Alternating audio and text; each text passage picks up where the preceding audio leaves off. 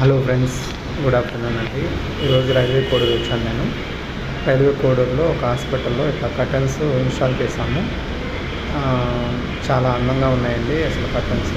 ఇంకోటి ఏంటంటే ఈరోజు కోడూరు రావాలంటే చాలా ఇబ్బంది చేశాను నేను. ఎందుకంటే నేను అనుకున్న ప్లాన్ ఒకటి, మా మేనేజర్ సర్కిల్ ప్లాన్ ఒకటి.